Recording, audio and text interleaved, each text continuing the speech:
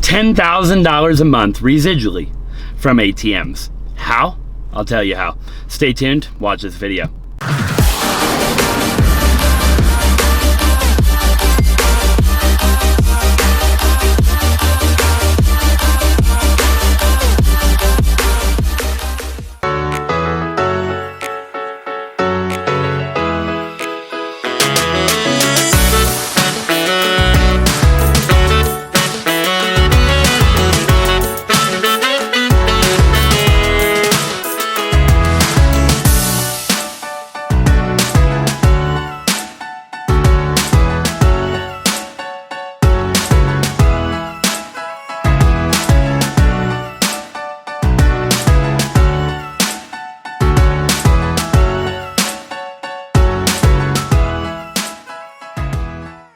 All right, so you're probably wondering, Austin, how in the world do you get the ATMs? How do you find the ATMs? Where do you put the ATMs? And how many ATMs does it take to make $10,000 a month passively from the ATM business, okay? And that's exactly what I'm gonna talk about in this video. So you probably just saw me, I just installed an ATM actually in a barber shop where I get my haircut, okay? And I can talk about that first a little bit. The best place to have an ATM is actually probably in a medical marijuana dispensary. And the only real reason for that is because it's such a high cash volume place, okay?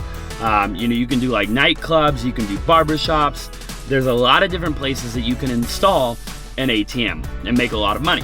The key here, and tip number one that I would give to you, is to make sure that you install an ATM at a place where there's a lot of cash transactions, okay?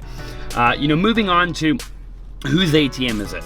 If you're looking to start an ATM business, you wanna make $10,000 a month residually, you're actually the one that purchases the ATM, okay? So I personally own the ATMs where I've placed my own ATMs in other people's places, okay? So I actually have 4 ATMs currently, so not a ton, but those 4 ATMs actually make me $10,000 a month profit, or 6 figures per year, by literally doing nothing other than putting cash in them and obviously negotiating the contract to get the ATM in a location, okay?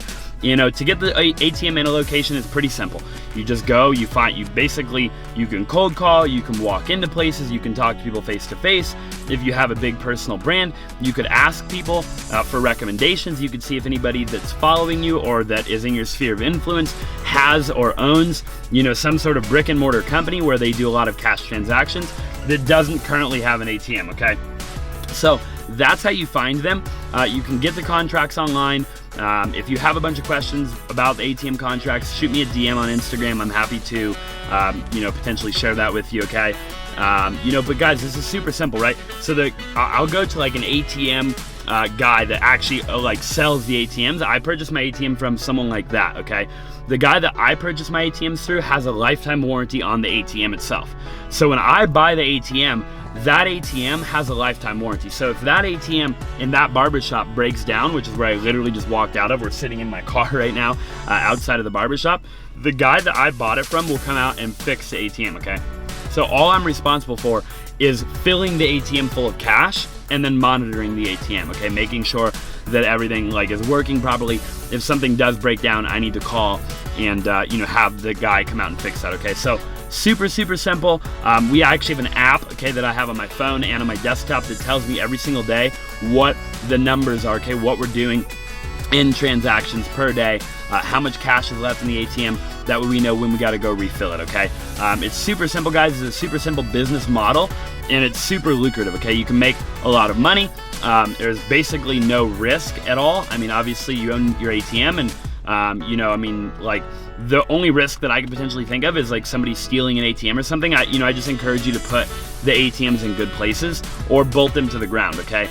The ones that we have are all bolted to the ground. So, again, that's something that the guy that I buy the ATM from does for me, right? He installs ATM and maintenances it for life. He makes sure that it, obviously I have to let him know if it's broken, but if it breaks, he'll fix it, okay? So, and then typically insurance, and do your own due diligence on this, but for me anyways, the insurance that the brick and mortar business has where I place ATM would cover the ATM if it were to get stolen, okay?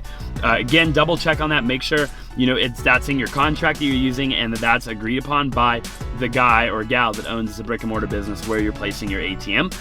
But really, I can't think of any downside. I'm making very good money. Obviously, it's a side hustle. It doesn't require hardly any work, maybe a couple of hours per week. So maybe like in 5 or 10 hours per month, you can fill all of your ATMs full of cash, negotiate the deals, do the contracts. Like, guys, it's super simple. There's no reason that if you have some extra money laying around that you can't go get an ATM, okay? Our ATMs hold $16,000 in cash. I, however, don't normally ever fill them clear full, okay? It depends on the location, obviously. If they're in a super high cash transaction location, then yeah, you could put more cash into them. But the only real reason that you would do that is so you could go there less and put cash in it, right? Like, you could, in theory, put $1,000 in and go there every day and fill it. It wouldn't matter. So that's the ATM business in a nutshell. I hope you guys got a lot from this video. If you want me to make more videos about the ATM business, explaining in greater detail, like if there's something I missed, there's a question you have, anything like that regarding the ATM business, I'm happy to share that with you, okay? Drop in the comment section below. Let me know what questions you have. I'm happy to make another YouTube video on that. Hey, please subscribe if you haven't already. We're daily uploading. We're gonna blow up this YouTube channel, and we're gonna, obviously provide as much value as we can to you watching this right now. So please subscribe. It helps me a ton.